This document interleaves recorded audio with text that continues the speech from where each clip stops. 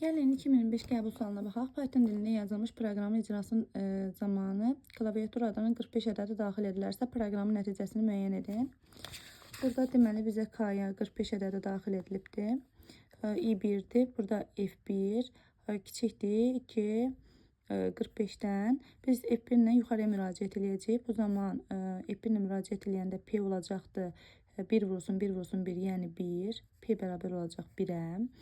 Return P bura cavabı deməli F1-ə 1-i qaytaracaqdır. O da bura qaytaracaq. Deməli 1 kiçikdir 45-dir. Burada tapacağıq. 2 vurulsun 45 üstə gəlsin 3 eləyəcək 93.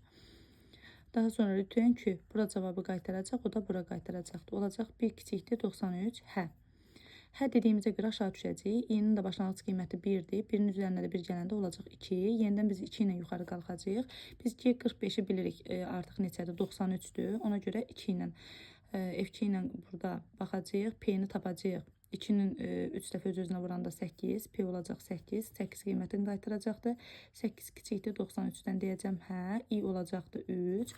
Daha sonra 3 ilə yuxarıya müraciət edəcəm. Eləyəcəkdir 27. Burada olacaq 27 kiçikdir 93-dən deyəcəm hə. i olacaqdır 4.